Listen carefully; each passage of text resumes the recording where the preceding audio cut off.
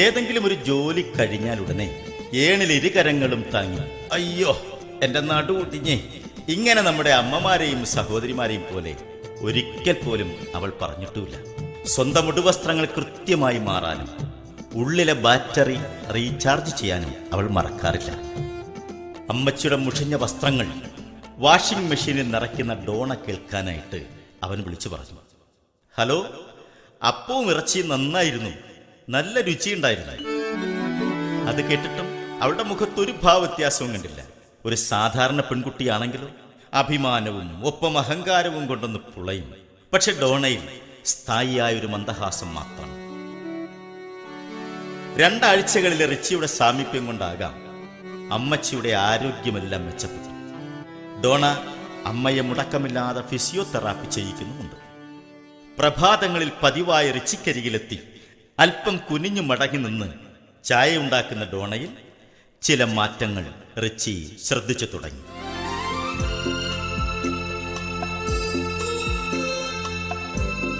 അതവന്റെ തോന്നലുകളായിരിക്കാമെന്നാണ് ആദ്യം കരുതിയത്.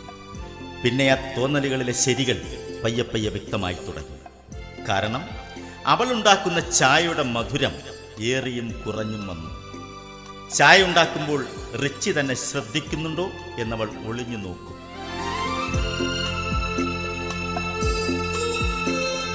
ചില നിമിഷങ്ങളിൽ അവളെ ശ്രദ്ധിച്ചാൽ അവളുടെ മുഖത്തെ മന്ദഹാസം സന്തോഷത്താൽ അല്പം കൂടിയതുപോലെ, ഉത്കണ്ഠയാൽ അല്പം കുറഞ്ഞതുപോലെ. പ്രാതൽ കഴിഞ്ഞാൽ റിച്ചി അമ്മയെ വീൽചെയറിലിരുത്തി മുറ്റത്തെ മാവിൻ തണലിൽ കൊണ്ടുവരും. അരികിലൊരു കസേരയിൽ അവനും ഇരിക്കും. അമ്മച്ചി പറയുന്നതൊക്കെ ശ്രദ്ധയോടെ അവൻ കേൾക്കും. ഇതാണെന്ന് പ്രായമായവരുടെ ഏറ്റവും വലിയ പ്രശ്നമേ. പറയുന്നതൊക്കെ കേട്ടുകൊണ്ടിരിക്കാൻ ഒരാളില്ല. സ്വന്തം മക്കൾ കൂടെയില്ല, ചെറുമക്കളില്ല. അങ്ങനെ അമ്മമാർ ഒറ്റപ്പെട്ടു പോകുന്നു. മുത്തശ്ശിമാർ ആട്ടിയകറ്റപ്പെടുന്നു, തെരുവിലേക്ക് എറിയപ്പെടുന്നു. എവിടെ ലോകം മുഴുവൻ പ്രശസ്തി പറ്റ ഭാരതത്തിന്റെ മഹത്തായ സാംസ്കാരിക പാരമ്പര്യം? സ്ത്രീത്വത്തെ അങ്ങേയറ്റം ആദരിച്ചിരുന്ന നമ്മുടെ പൂർവകാല സംസ്കാരം ഇവിടെ അടിതെറ്റി വീഴുന്നു. ഓരോ ദിവസവും സ്ത്രീത്വം ചവിട്ടിയരയ്ക്കപ്പെടുന്ന വാർത്തകൾ കൊണ്ട് നിറയുകയാണ് നമ്മുടെ പത്രങ്ങൾ, മാധ്യമങ്ങൾ. അമൃതം നിറയ്ക്കുന്ന ഓർമ്മകളുമായി ജീവിക്കേണ്ട നമ്മുടെ അമ്മമാർ ഇന്നെവിടെ? തൊട്ടിലും താരാട്ടും ഊഞ്ഞാലും തുമ്പിത്തുള്ളലും അമ്പലപ്രാവുകളുമൊക്കെയായ നമ്മുടെ മുത്തശ്ശിമാർ ജീവിത പരിസരങ്ങളിൽ നിന്ന് ആട്ടിയകറ്റപ്പെട്ടിരിക്കുന്നു, വൃദ്ധസദനങ്ങളിൽ തള്ളിയിരിക്കുന്നു. ജീവിച്ചിരിക്കുന്ന മക്കളാൽ അനാഥമാക്കപ്പെടുന്ന ഈ ജന്മങ്ങൾ ഇന്ന് അനാഥ മന്ദിരങ്ങളിൽ അഭയം പ്രാപിക്കുന്നു. നെടുവീർപ്പുകളുടെ പുകച്ചുരുളുകൾ ഉയരുന്ന ഫാക്ടറികളല്ലേ ഇന്ന് വൃദ്ധമന്ദിരങ്ങൾ?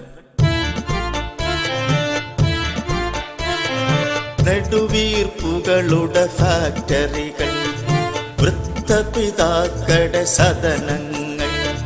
നെടുവീർപ്പുകളുടെ ഫാക്ടറികൾ, വൃദ്ധപിതാക്കളുടെ സദനങ്ങൾ.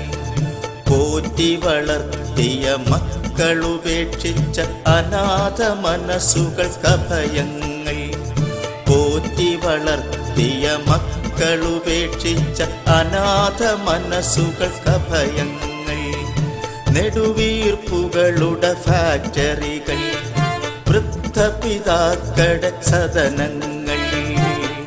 ഈ വൃദ്ധസദനങ്ങളിൽ ജീവിക്കുന്ന അവരുടെ മസ്തിഷ്കങ്ങളിലാണ് യഥാർത്ഥത്തിൽ ചരിത്രം ജീവനോടെയുള്ളത്. എന്നാൽ ഇവിടെ വാർദ്ധക്യം ഒരു ശാപമായി മാറി. ആദരിക്കപ്പെടേണ്ടവർ, അംഗീകരിക്കപ്പെടേണ്ടവർ അനാഥമാക്കപ്പെടുന്ന ഒട്ടും ആശാസ്യമല്ലാത്തൊരു മാറ്റം നമ്മുടെ ഈ കൊച്ചു കേരളത്തിലും സംഭവിച്ചുകൊണ്ടിരിക്കുന്നു. ആധുനിക കേരളീയ സമൂഹം അതിവേഗം മാറിക്കൊണ്ടിരിക്കുന്നു. ഒരു പുതിയ സാമ്പത്തിക ക്രമം നമ്മെ വിഴുങ്ങിക്കഴിഞ്ഞിരിക്കുന്നു. നമ്മുടെ ഭരണാധികാരികൾ ജനങ്ങളുടെ നന്മയ്ക്ക് വേണ്ടിയെന്ന് വീമ്പിളക്കി ഒപ്പിടുന്ന കരാറുകളും നടപ്പിലാക്കുന്ന പദ്ധതികളുമൊക്കെ ജനജീവിതത്തെ ഓരോ ദിവസവും ദുസ്സഹമാക്കിക്കൊണ്ടിരിക്കുന്നതാണ് നാം അനുഭവിക്കുന്നത്. ഗ്ലോബലൈസേഷൻ, ലിബറലൈസേഷൻ, ആഗോളവൽക്കരണമെന്നും ഉദാരവൽക്കരണമെന്നും ഒക്കെ ഓമന പേരിട്ട് വിളിച്ച നയങ്ങളിതാ നമ്മുടെ സാമ്പത്തിക അടിത്തറയുടെ നട്ടലൊടിച്ചിരിക്കുന്നു. രൂപയുടെ മൂല്യം അനുദിനം ഇടിഞ്ഞു വീഴുന്നു. ഉള്ളവനും ഇല്ലാത്തവനും തമ്മിലുള്ള അന്തരം വളരെയേറെ വർദ്ധിച്ചിരിക്കുന്നു. മാനുഷിക മൂല്യങ്ങളൊക്കെയും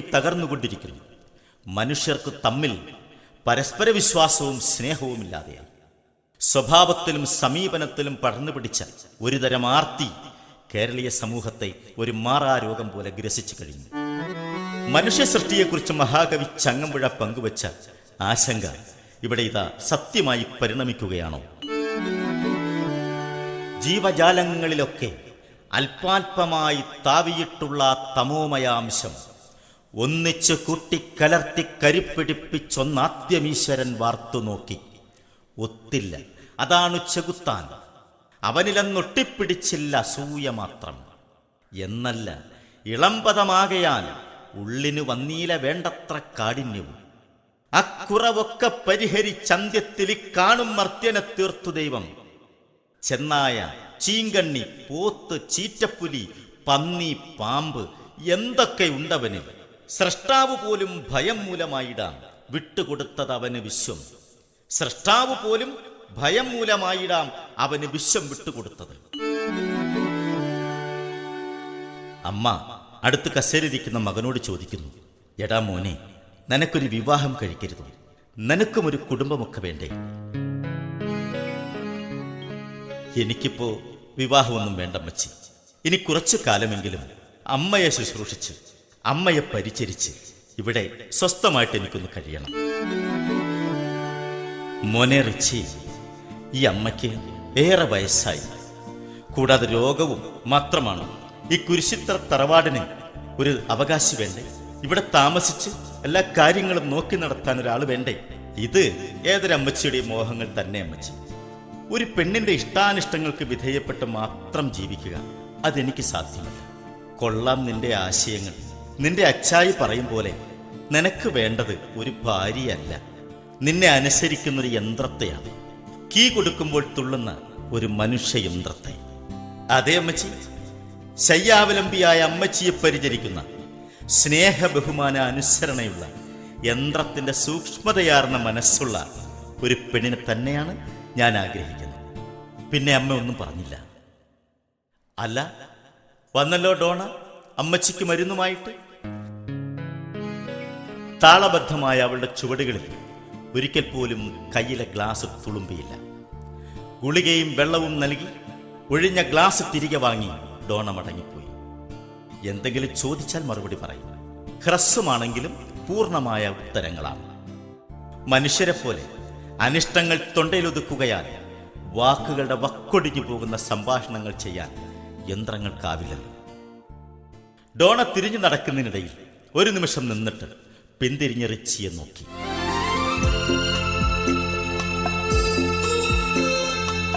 ഈ നോട്ടം കണ്ടാൽ പണ്ട് ശകുന്തള ദുഷ്യന്തനെ പിന്തിരിഞ്ഞു നോക്കിയ കാര്യം നമ്മുടെ ഓർമ്മയിൽ വന്നു പോകും.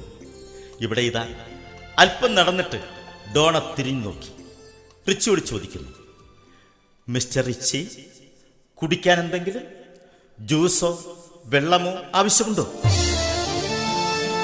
സ്തബ്ധരായി വൃദ്ധയും പുത്രനും മുഖാമുഖം നോക്കി നിന്നുപോയി. അത്ഭുതഭാവം വിരിയുന്ന കൺകളാൽ, അത്ഭുതഭാവം വിരിയുന്ന കൺകളാൽ. അപ്രതീക്ഷിതമായ ആ ചോദ്യം അക്ഷരാർത്ഥത്തിൽ ആ അമ്മയെയും മകനെയും ഞെട്ടിച്ചു കളഞ്ഞു. അമ്മയുടെ ആവശ്യങ്ങൾക്കനുസരിച്ച് മാത്രം പ്രതികരിക്കാൻ ശ്രദ്ധിച്ച ഡോണ ആദ്യമായിട്ടാണ് മറ്റൊരാളിന്റെ, റിച്ചിയുടെ വ്യക്തിപരമായ ഒരു ആവശ്യം ചോദിക്കുന്നു. മിസ്റ്റർ റിച്ചി, കുടിക്കാൻ എന്തെങ്കിലും ജ്യൂസോ വെള്ളമോ ആവശ്യമുണ്ടോ? അവളുടെ ആ ചോദ്യത്തിന് മുമ്പിൽ റിച്ചി ചില നിമിഷങ്ങൾ മൗനമായിട്ടിരുന്നു. ആ ഞെട്ടലൊന്ന് മാറിയപ്പോൾ അവന്റെ ഹൃദയം സന്തോഷം കൊണ്ട് തുടിച്ചു.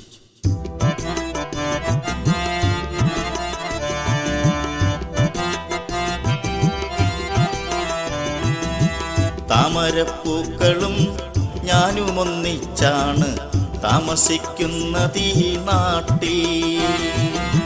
താമരപ്പൂക്കളും ഞാനുമൊന്നിച്ചാണ് താമസിക്കുന്നതീ നാട്ടിൽ. കന്നിനിലാവും ഇളം വെയിലും വന്ന് ചന്ദനം ചാർത്തുന്ന നാട്ടിൽ. കന്നിനിലാവും ഇളം വെയിലും വന്ന് ചന്ദനം ചാർത്തുന്ന നാട്ടിൽ. അവൻ ആലോചിക്കുകയാണ്, അമ്മച്ചിയുടെ ഹൃദയവികാരങ്ങൾക്കനുസരിച്ച് മാത്രം പ്രവർത്തിക്കാൻ പ്രോഗ്രാം ചെയ്തിരിക്കുന്ന ഡോണയുടെ ബുദ്ധിയിൽ എങ്ങനെ ഈ ചോദ്യമുണ്ടായി? ഒന്നിച്ചു ഞങ്ങളുറങ്ങും ഉറക്കത്തിൽ ഒന്നേ മനസ്സിനു മോഹം. ഒന്നിച്ചു ഞങ്ങളുറങ്ങും ഉറക്കത്തിൽ ഒന്നേ മനസ്സിനു മോഹം. ഒന്നിച്ചുണരും ഉണർന്നെഴുന്നേൽക്കുമ്പോൾ ഒന്നേ മിഴികളിൽ ദാഹം. ഒന്നിച്ചുണരും ഉണർന്നെഴുന്നേൽക്കുമ്പോൾ ഒന്നേ മിഴികളിൽ ദാഹം. അവളുടെ ആർട്ടിഫിഷ്യൽ മസ്തിഷ്കം ക്രമപ്പെടുത്തിയിരിക്കുന്നത് പ്രധാനമായും അമ്മയെ പരിചരിക്കുക എന്ന ഉദ്ദേശത്തോടു കൂടിയല്ലേ? അതിനായിട്ട് മാത്രമാണല്ലോ അച്ചായി ജപ്പാനിൽ നിന്ന് അവളെ കൊണ്ടുവന്നത്.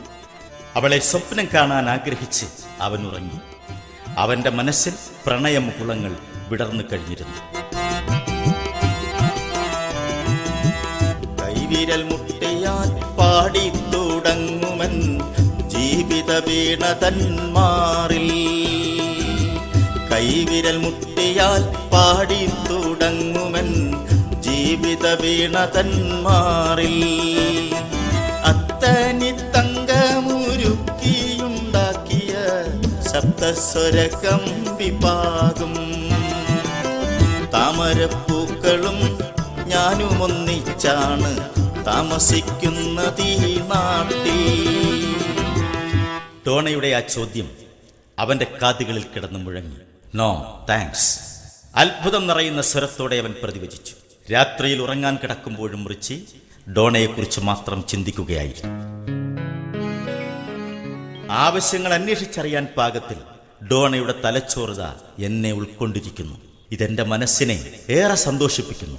റിച്ചിയുടെ നിരന്തര സാമീപ്യം ഡോണയുടെ ചിന്തകളിൽ മാറ്റങ്ങൾ വരുത്തുന്നുണ്ടായിരുന്നു.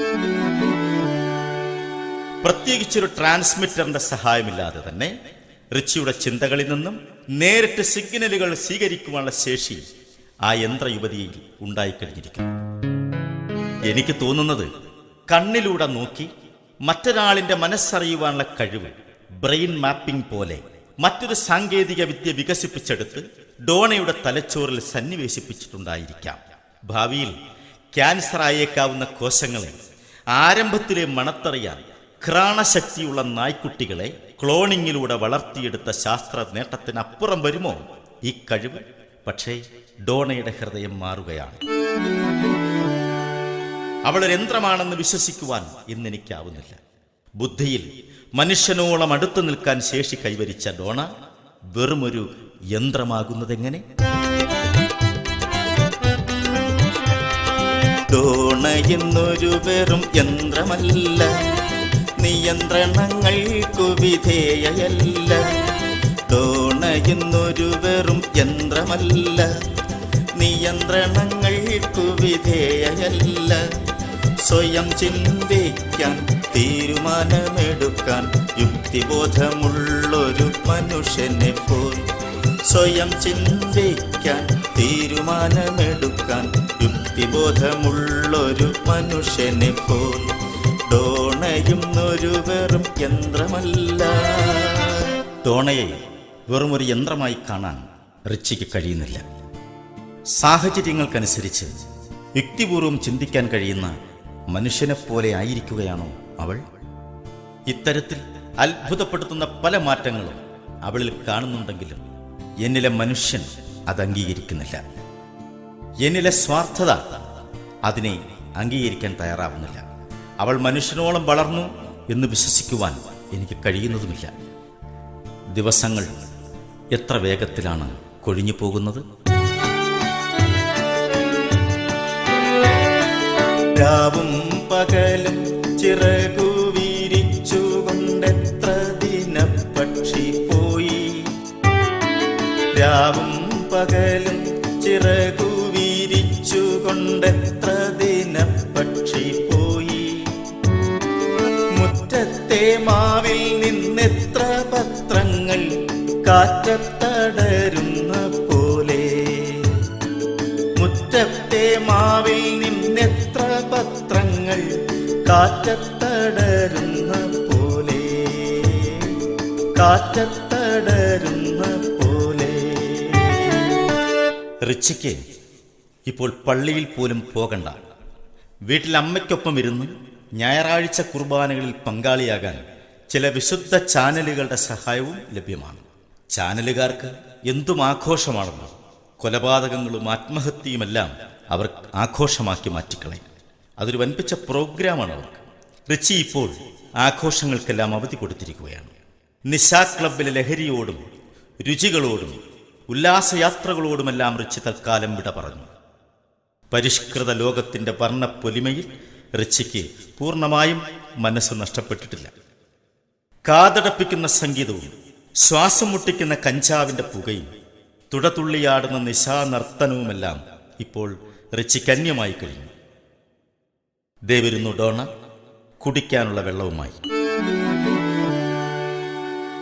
അത് കൈനീട്ടി വാങ്ങുമ്പോൾ റിച്ചി എന്തിനാണ് അവളുടെ കൈവിരലിൽ തൊട്ടത്? ബോധപൂർവമാണോ? അവളുടെ കവിളുകൾ തുടുക്കുന്നത് കാണാൻ വേണ്ടിയാണോ?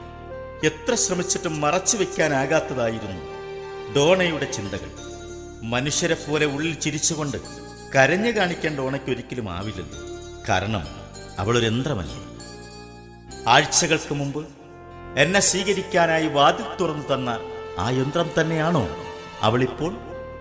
പ്രവർത്തിച്ചുകൊണ്ടേയിരിക്കുക എന്ന മുൻവിധി വിട്ട് ഇന്നിതാ ജീവിക്കാൻ ആഗ്രഹിക്കുന്നത് പോലെ. അവളുടെ ഈ മാറ്റത്തിന് എന്താണ് കാരണം? എന്റെ സ്നേഹ സാമീപ്യം തന്നെയല്ലേ? അതെ, ഞാൻ അവളെ അത്രയേറെ ഇഷ്ടപ്പെടുന്നു.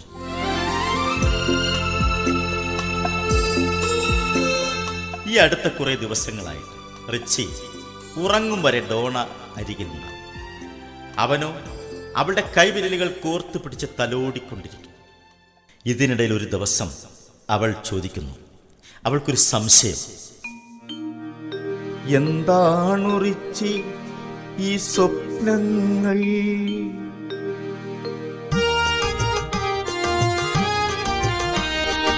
എന്താണു റിച്ചി ഈ സ്വപ്നങ്ങൾ? എന്താണു റിച്ചി ഈ സ്വപ്നങ്ങൾ?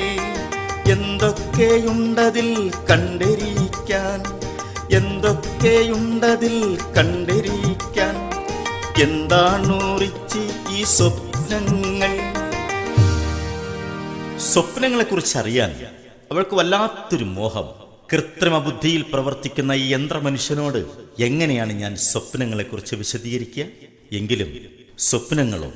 മർത്യനു ജീവിതം തുടരാൻ തുണയ്ക്കുന്ന സങ്കല്പ സൗധമീ സ്വപ്നങ്ങൾ.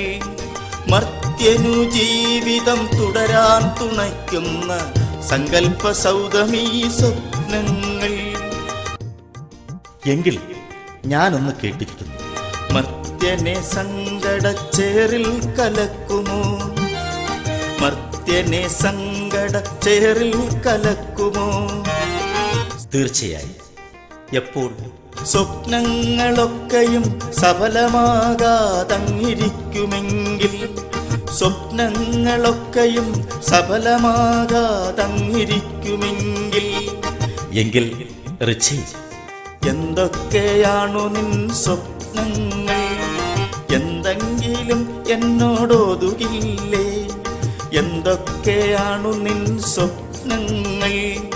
എന്തെങ്കിലും എന്നോടോതുകില്ലേ? കൊള്ളാമല്ലോ പെണ്ണെ, എന്റെ സ്വപ്നങ്ങൾ. അങ്ങനെ പ്രത്യേകിച്ചൊരു സ്വപ്നവും ഞാൻ കാണാറില്ല. എന്റെ മനസ്സിൽ കൊള്ളാത്തൊരാഗ്രഹങ്ങളും എനിക്കില്ല. ഇല്ലെന്റെ ചിത്തത്തിൽ വ്യക്തതയുള്ളൊരു സ്വപ്നവും ഓർത്തെടുക്കാനുമില്ല. ഇല്ലെന്റെ ചിത്തത്തിൽ വ്യക്തതയുള്ളൊരു സ്വപ്നവും ഓർത്തെടുക്കാനുമില്ല.